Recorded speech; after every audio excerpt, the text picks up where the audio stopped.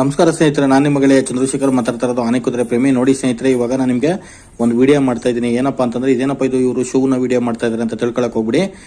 ಈಗ ಜಸ್ಟ್ ಒಂದು 1 minute back ನನ್ನ ಕಣ್ಣು ಮುಂದೆನೆ ಶೂ ಇಟ್ಟಿದೆ. ಹೊರಗಡೆಯಿಂದ ಔಟ್ ಸೈಡ್ ಇಂದ ಒಂದು ಕಪ್ಪೆ ಬಂತು. ಅದು ಎಷ್ಟು ಚೆನ್ನಾಗಿ ಕಪ್ಪೆ ಶೂ ಹತ್ರ ಬಂತು ಅಂತಂದ್ರೆ, ಶೂ ಸ್ಮೆಲ್ಗೆ ಬಹಳ ಚೆನ್ನಾಗಿ ಸ್ಮೆಲ್ ಅಬ್ಸರ್ವ್ ಮಾಡಿ ನೀಟಾಗಿ ಕಪ್ಪೆ ಕುಪ್ಕೊಂಡು ಶೂ ಹತ್ರ ಬಂತು. ಶೂ ಹತ್ರ ಬಂದು 1-2 ನಿಮಿಷ ಕೂತಿತ್ತು. ತುಂಬಾ ಯೋಚನೆ ಮಾಡ್ತು, ಒಳಗಡೆ ಹೋಗೋದೇ ಬೇಡವಾ ಅಂತ. ಆಮೇಲೆ ಒಳಗಡೆ ಹೋಗೋಣ ಅಂತ ಹೇಳಿ ಅದು ಈಗ ಜಸ್ಟ್ ರೀಸೆಂಟ್ ಆಗಿ ಶೂ ಒಳಗಡೆ ಹೋಗಿದೆ.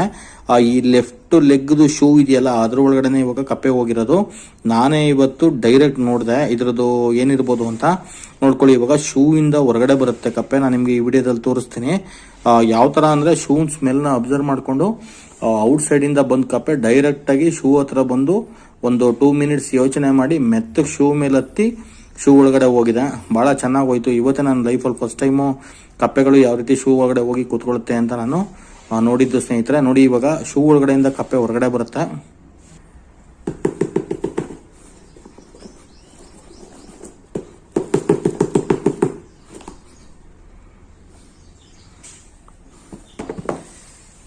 ನೋಡಿ ಸ್ನೇಹಿತರೆ, ಇದು ಕಪ್ಪೆ ಲೆಫ್ಟ್ ಲೆಗ್ ಶೂ ಒಳಗಡೆ ಇತ್ತು, ಇವಾಗ ಹೊರಗಡೆ ಬಂತು. ಶೂ ಇಂದ ಹೊರಗಡೆ ನೋಡಿ, ಕುಟ್ಟಿದ ತಕ್ಷಣ ಕೂಡ ಬೇಗ ಬರಲ್ಲ ಕಪ್ಪೆ, ತುಂಬಾ ನಿಧಾನಕ್ಕೆ ಬರುತ್ತೆ. ಅದೇ ರೀತಿ ಒಳಗಡೆ ಏನೇ ಇದ್ರು ಅದೇ ತರ ಅನ್ಸುತ್ತೆ. ನೋಡಿ ನೋಡಿ, ಇವಾಗ 2 ಶೂಗಳನ್ನ ನೀಟಾಗಿ ಚೆಕ್ ಮಾಡಿದೆ, ಶೂ ಒಳಗಡೆ ಏನಿಲ್ಲ. ನೋಡಿ, ಇವಾಗ ಕಪ್ಪೆ ಹೋಗ್ತಾ ಇದೆ ಇವಾಗ.